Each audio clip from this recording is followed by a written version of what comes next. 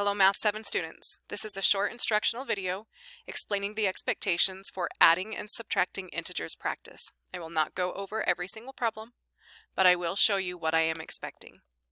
You will find the value of each expression, but that's not enough.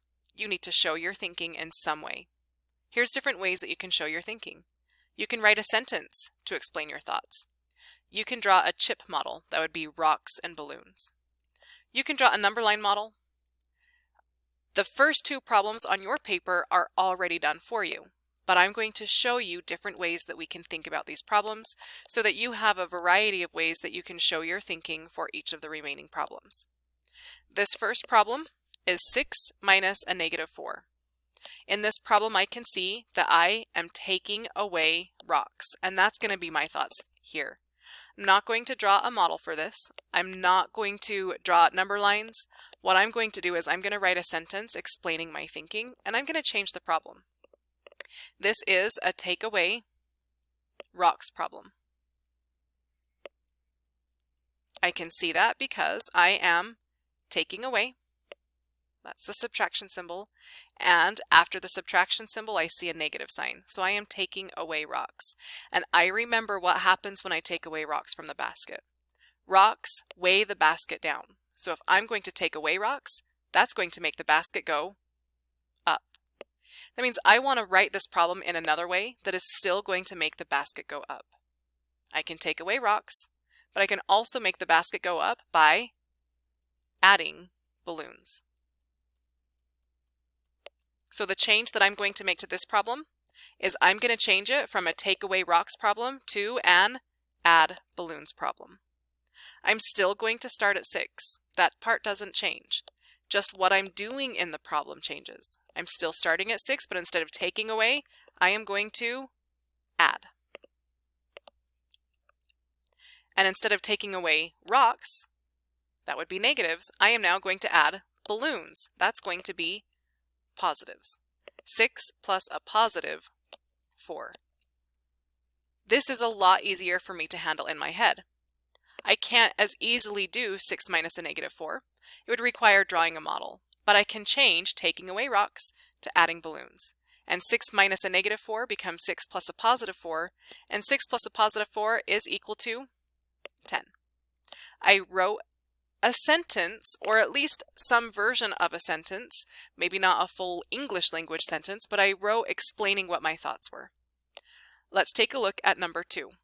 4 minus 9. I can also rewrite this problem, if I would like to. This is 4 take away 9. So I can see that this is also a take away problem, but this time the thing that I'm taking away after that subtraction sign is just a positive number. So I'm taking away balloons this time. And I'm going to think back to what happens when I take away balloons from the basket. When I take away balloons from the basket, since the balloons hold the basket up and make it float up high, when I take away balloons, that actually makes the basket go down. I want to rewrite this problem. What's another way that I can make the basket go down? I can add rocks. When I add rocks to the basket will also sink down. So if I would like to, I can change my take away balloons, that's subtracting a positive. I can change it to adding rocks. That would be adding a negative. The starting place doesn't change. I'm still starting at 4, but what I'm doing in this problem is going to change. Let's change it to an add rocks problem. Notice I'm not just changing 4 minus 9 to 4 plus 9. I'm not changing it to just addition. I'm changing it to adding rocks. That means the thing I'm adding has to be negative. So 4 plus a negative 9. And I can further think what is going to happen when I have 4 balloons and I add 9 rocks. Maybe at this point I would like to draw a model. Maybe I can continue to reason through it. Let me draw a quick model so I can show what that reasoning looks like. Here's my 4 balloons. I'm adding my 9 rocks. 1, 2, 3, 4, 5, 6, 7, 8, 9. And I notice that when I have 4 balloons and I add 9 rocks, the first 4 rocks that I added just zeroed out all of those balloons.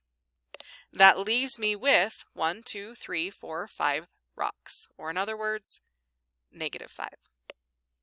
So in this one, I did a combination of reasoning through it, writing a sentence to explain my thoughts, and then drawing the chip and tile model. I liked changing my subtraction problem into an addition problem because it makes the model easier to draw. You're going to continue doing that for problems 3 through 16. There are more on the backside, 17 through 26. Starting at 27, I switch gears and I'm asking a different kind of question. You're going to notice that 27 through the end are all about absolute value. Remember, when we're asking about absolute value, I am asking for the distance that number is from 0.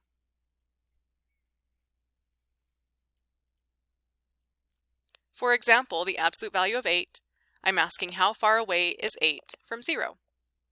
That's 8 steps away from 0. Number 28, the absolute value of -3. How far away is -3 from 0? That's 3 away. But now take a look and you're going to notice I'm reusing some of the information from 27 and 28 in the remaining problems. Number 29, I'm asking what is -3 plus 8? I can think about that as 3 rocks, add 8 balloons, add 8 balloons, 1, 2, 3, 4, 5, 6, 7, and 8. When I added balloons to the rocks, I create these 0 pairs, and I can see that there are 5 balloons left. Notice that we're reusing that same information in number 30. -3 plus 8 is now inside absolute value symbols. The absolute value of -3 plus 8, since I already answered this question over here, I know that this part simplifies to the absolute value of 5. And now I can ask the question, how far away is 5 from 0? 5 is 5 away from 0. But notice that number 30 is different than number 31. On number 31, I'm asking for the absolute value of -3 plus the absolute value of 8. And again, we have already answered some of these questions. The absolute value of 8, we know is 8. I've already answered that part. The absolute value of -3, we've already answered that. That's right here. So when I want to know what is the absolute value of -3 plus the absolute value of 8, let's use the work we've already done. The absolute value of -3 is 3. This part is 3 away from 0. The absolute value of 8 is 8 away from 0. I've already used that information, or created that information. Let's use it. Now that I know how far away each of these pieces are from 0, now I can add them together. And 3 plus 8 is equal to 11. Notice how similar each of these problems were, but you're going to see that where those absolute value symbols are does have an impact on the rest of the expression. So please make sure you're careful. You have some more absolute value to practice with. That is all for this video. Please understand, every single problem you must show your thinking in some way. Write a sentence, rewrite the problem, draw rocks and balloons, draw a number line. You can decide how you want to show your thinking, but it is required that you show your thinking for each problem. That's it for today. Thanks for watching. We'll see you next time.